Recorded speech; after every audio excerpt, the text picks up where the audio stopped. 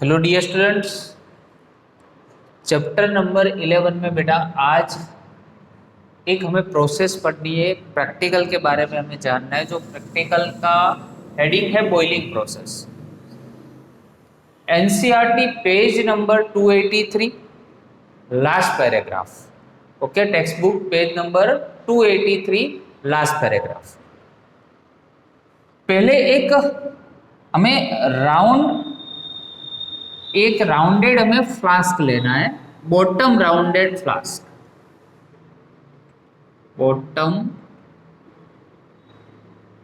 Rounded flask, उसमें ये जो हाफ पोर्शन है उससे भी थोड़ा ज्यादा हमें क्या करना है, इसमें वाटर फिल करना है। एक यहाँ पे स्ट्रैंड रहेगा, एक सपोर्ट के लिए यहाँ पे भी स्ट्रैंड रहेगा, ये भी स्टैंड है, राइट। यहाँ पे होगा बर्नर,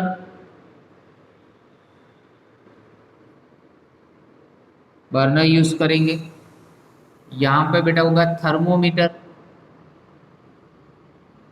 थर्मोमीटर जो टेम्परेचर मेजर करेगा यहाँ पे, ठीक है। और दूसरी एक हमें यहाँ पे स्टीम आउटलेट कॉक है। यहाँ से स्टीम जैसे बाहर निकल सकती है, तो ये स्टीम आउटलेट है, राइट। यहाँ से स्टीम बाहर निकल सकती है, वैसे पूरा सेटअप करना है। यहाँ पे एक आपको ऐसा कॉर्क लेना है जिसमें यहाँ पे होल्स हो, दो होल्स, ठीक है। एक होल में थर्मोमीटर रखना है और दूसरे होल में यहाँ पे आपको स्टीम रखनी है। और यहाँ पे गैस बर्नर होगा। जो बर्नर होगा उससे कॉन्स्टेंटली इस जो राउंडेड फ्लास्क है उसमें जो वाटर हमने फिल किया है, वाटर को यहाँ पे कांस्टेंट हीट मिलेगी। अभी आप जानते हो कि यहाँ पे पहले 40 डिग्री सेल्सियस अगर उसका टेम्परेचर हुआ, उसके बाद इंक्रीज होगा तो 50 डिग्री सेल्सियस लेट से हुआ, 80 डिग्री सेल्सियस हुआ और उसके बाद 100 डिग्री सेल्सियस हुआ।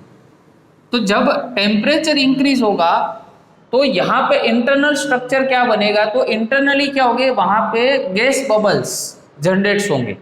गैस बबल जैसे ही जनरेट होंगे वो यहाँ पे पानी के जो ये ऊपर का सरफेस है, सबसे ये टॉप सरफेस है, टॉप सरफेस पे बबल्स जाएंगे। तो टॉप सरफेस पे जाने के बाद उसका टेम्परेचर डाउन हो जाएगा और वहां पे वो डिस्ट्रॉयड हो जाएंगे, ये बबल्स सारे डिस्ट्रॉयड हो जाएंगे। उसके बाद बबल्स के बाद यहां से तो आपने कॉन्स्टेंटली आप हीट दे रहे हो, तो अभी ये पानी होगा वो स्टीम में कन्वर्ट होगा। तो 100 डिग्री सेल्सियस पे जैसे ही वो पानी पहुंचेगा तो ऑटोमेटिकली पानी का स्टीम में कन्वर्जन स्टार्ट हो जाएगा। और थर्मोमीटर में आप जैसे रीडिंग लोगे तो उस टाइम पे आपको टेम्परेचर कितना दिखेगा, 100 डिग्री सेल्सियस, राइट। तो 100 डिग्री सेल्सियस से यहाँ पे जो हमने स्टीम आउटलेट रखे तो यहाँ से स्टीम बाहर निकलने लगेगी और पूरा जो एटमॉस्फेयर है वहाँ का, वो एटमॉस्फेयर फोगी एटमॉस्फेयर बन जाएगा। कैसा बन जाएगा, फोगी एटमॉस्फेयर बन जाएगा। अंदर की साइड फ्लास्क में आपको कुछ नहीं दिखेगा, बट यहाँ से जो निकलेगा वो पूरा फोगी एटमॉस्फेयर, आउटसाइड का टेम्परेचर बन जाएगा। अभी हम क्या कर रहे हैं नेक्स्ट प्रोसेस में कि यहाँ पे जो स्टीम आउटलेट है यहाँ पे मैं से थंब रख देता हूँ, ठीक है। यहाँ से मैंने थंब रख दिया तो क्या होगा, यहाँ से स्टीम अभी बाहर नहीं निकल सकेगी, ठीक है। स्टीम अगर बाहर नहीं निकलेगी तो क्या होगा, अंदर का जो टेम्परेचर है वो कांस्टेंट टेम्परेचर रह जाएगा, वो इंक्रीज नहीं हो पाएगा 100 डिग्री सेल्सियस। और टेम्परेचर क्या होगा, प्रेशर क्या होगा, प्रेशर इंक्रीज होगा, इनसाइड प्रेशर, ठीक है। तो जैसे ही प्रेशर इंक्रीज होता है तो उसका बॉइलिंग पॉइंट भी क्या होगा, इंक्रीज होगा। सो यहाँ पे फर्स्ट पॉइंट हम नोट डाउन करेंगे, whenever pressure increases, what happens, boiling point increases, boiling point increases। अभी नेक्स्ट क्या कर रहे हैं, रिवर्स मोड कर रहे हैं। मतलब 100 डिग्री से मुझे ले जाना है टेम्परेचर 80 डिग्री पे, तो मुझे क्या करना पड़ेगा, तो 100 डिग्री से 80 डिग्री ले जाने के लिए मैं क्या करूंगा, ये दोनों को पहले तो निकाल दूंगा और यहाँ पे एक कॉक फिट कर दूंगा, ठीक है, जिससे वहां से ये स्टीम बाहर नहीं जा सके। अब ये फ्लास्क है उसको पूरा मैं ऐसे उल्टा कर दूंगा, ठीक है। ये फ्लास्क जैसे ही पूरा उल्टा हो जाएगा उसके ऊपर जो आइस का वाटर होता है, आइस वाटर होता है, वो उसके ऊपर डालेंगे। तो जैसे ही आइस वाटर उसके ऊपर डालेंगे तो उसका टेम्परेचर ऑटोमेटिकली क्या हो जाएगा, डाउन हो जाएगा। तो 100 से 80 डिग्री सेल्सियस बन जाएगा टेम्परेचर। तो उस टाइम पे हमने क्या किया, तो प्रेशर डिक्रीज किया। प्रेशर बेटा क्या किया, प्रेशर आज डिक्रीज कर रहे हो, तो उसका बॉइलिंग पॉइंट क्या होता है, उसका बॉइलिंग पॉइंट भी डिक्रीज होता है, बॉइलिंग पॉइंट भी डिक्रीज होता है, ठीक है। प्रेशर इंक्रीज किया तो बॉइलिंग पॉइंट इंक्रीज हुआ, प्रेशर डिक्रीज किया तो बॉइलिंग पॉइंट भी क्या हुआ, डिक्रीज हुआ, राइट।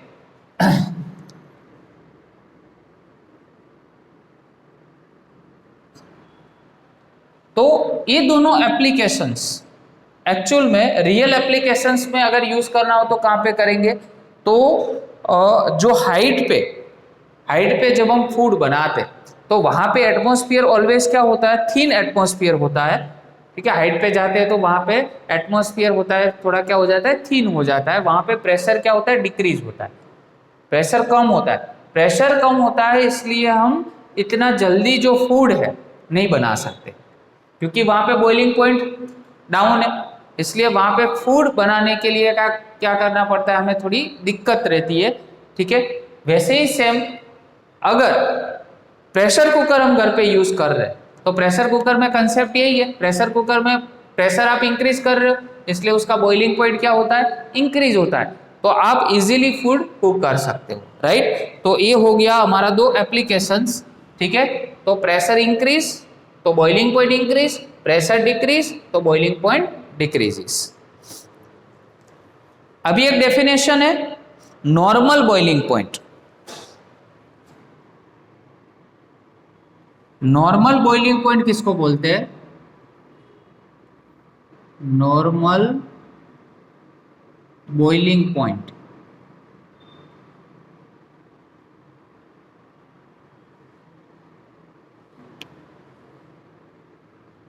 सो यहां पे लिखेंगे boiling point at 1 atmospheric pressure.